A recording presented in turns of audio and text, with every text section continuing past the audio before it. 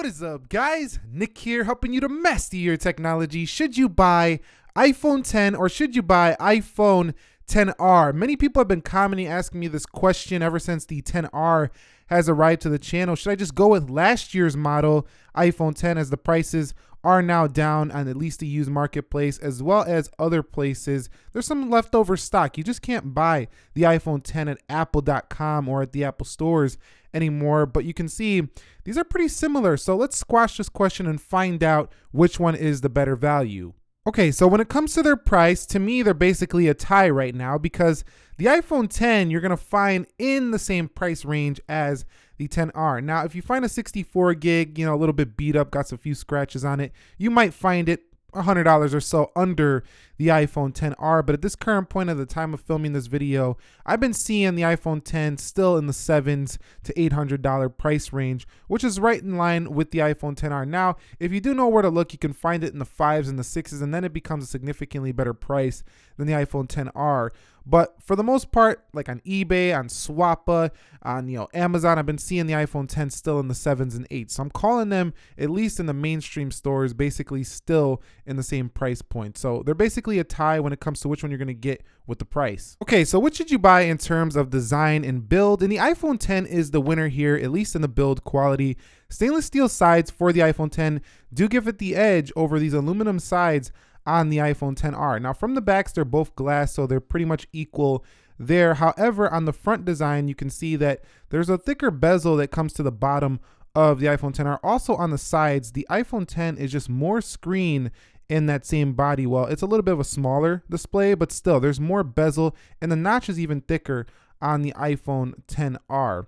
Now, in terms of the camera design, you might like this minimal single camera look, or you might like this dual camera look. For me, I like the 10Rs. But when it comes to the overall personalization, the iPhone 10R gets points here. But overall premium design and build, I have to give it to the Apple iPhone 10 for this round. Okay, so when it comes to the displays, the iPhone 10 is the winner because it has OLED technology, which is a superior screen to the LCD when it comes to color contrast ratio, better viewing angles. It does seem to be a little bit brighter as well in my experience. So I'm calling this one a victory to the iPhone 10. It also has less bezel than what you're going to find on the iPhone 10R. You can see a thicker bezel here at the bottom, to the right and to the left. But I think this is not going to matter too much to you if you're not a display snob, like you really care a lot about display. And some people actually preferred LCDs and they weren't happy about the move to OLED. So if you were an LCD lover, you're definitely going to love what Apple did here with the iPhone 10R. Now, one big benefit that the iPhone 10 has on the display is 3D touch, something you won't get for the 10R, which is a big benefit if you did use this a lot and you want to use the shortcuts. You don't get that here. You can also pop into things on the internet browser like quick tabs and stuff like that. And also when you do go into your control center up here, these toggles are actually slower for the 10R because of the haptic feedback. In addition, on the lock screen when you're using 3D touch, it does have a quicker press here to get into that camera for the iPhone 10, just slightly, but it's a little bit better than on the 10R. So when it comes to their displays, the iPhone 10R gives you a little bit bigger display, but diminished quality. So I think overall the 10 is the better panel here, hands down, over the 10R. If you want the bigger display, you're not so much obsessed with, having the most, edge to edge screen, the most high tech OLED panel on the market, you're still going to be very happy with the iPhone 10R, but you do get a bigger notch, it seems like, for the 10R. Now, when it comes to software, it's a tie here because they both run iOS 12.1 and they both run it the same. They're both going to get updates for equally, probably just as long, maybe the 10 1 year less, but it's going to be pretty close as they're both Bionic chipsets and they're both very fast chipsets. So there's no differences here at all. I'm calling it a tie. In software, it's iOS as you know it. It's a grid of icons with the new gesture system on the 10R. I think if you had an iPhone 8, 8 Plus, 7 Plus, 7, any phone before the 10, and you're now trying to decide to come here, you're going to have to learn how to use your gestures and all that, but it's pretty natural. You'll get it in a couple days. It's a tie in terms of the software department. Okay, so in terms of performance, I did a speed test on the iPhone 10 and the iPhone 10R. You can go ahead and check it out. Link down below in the description or up here in a card. But both of these phones do have very powerful Bionic chipsets. The A11 was already ahead of basically everything in the industry from competitors. So any Android phone this year with a Snapdragon 845 is still slower than the Apple A11 from last year. So buying the last year phone right now is still at the top level of performance. Now the A12 is the absolute king of performance over here on the Apple iPhone XR. However, the A11 Bionic is optimized better in some applications and in some ways in iOS. So the A12 still needs a little bit of software tweaks to be the fastest feeling chip on a phone right now in terms of, iOS as a whole.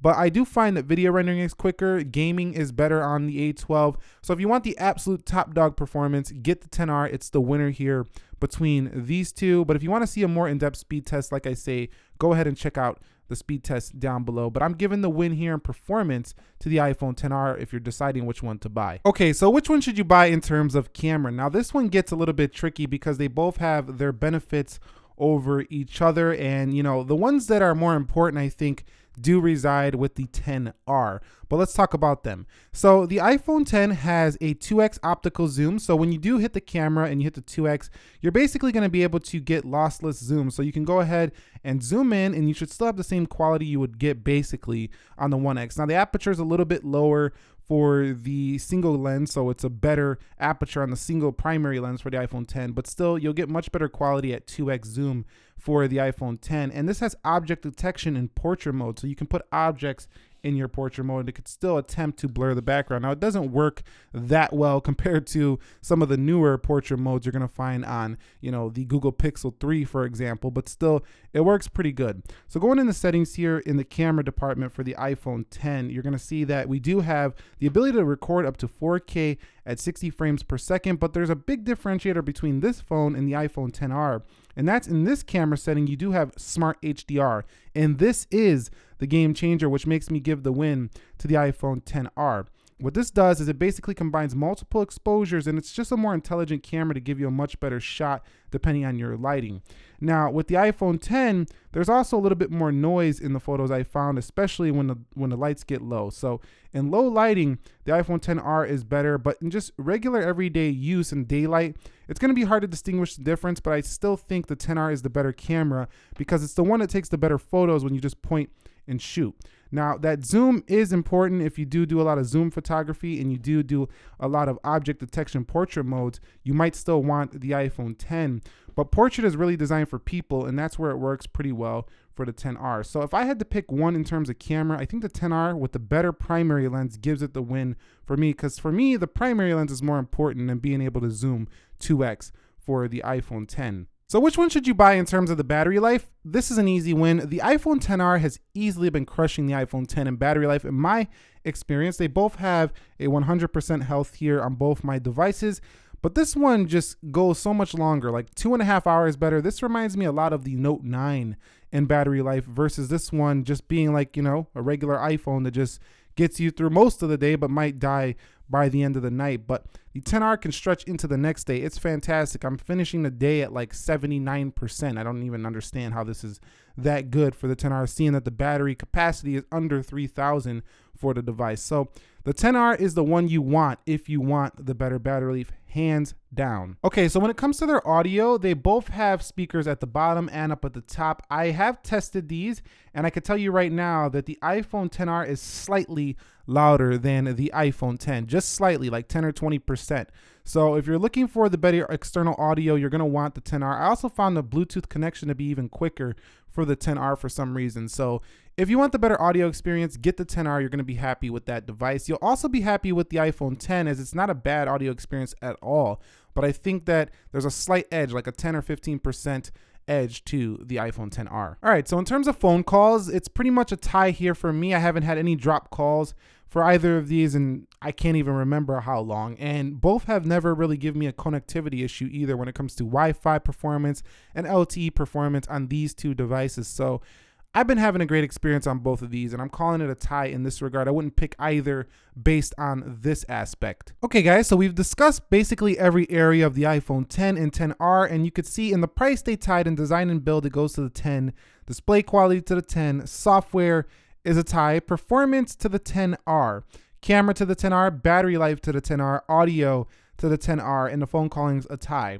So at my final conclusion on all the areas that matter in buying a smartphone, there was 2 wins for the iPhone 10, 3 ties, and 4 wins for the iPhone 10R. So 4 wins to 2 wins on the iPhone 10R gives it the victory here for the better value phone, and I think the one that I would buy between both of these. Now, if those certain areas like the display quality and the more premium, more 10S kind of feeling design matter more to you, then that can be enough to sell you over the 10R. But the 10R offers a lot of things that make it harder to pick this phone over this phone, and that mainly being the camera, mainly being that A12 Bionic chipset, which is more future-proofed, and having the better battery life, which is a big deal for many people. In addition, you just get a lot more personalization with the color. So that's just a nice added touch for the 10R, but not the real seller. The real seller is the battery life, the camera, and the processor. If you guys found this video helpful, entertaining, informing, do me a favor, click that like button for me. And if you're new here, consider subscribing for more.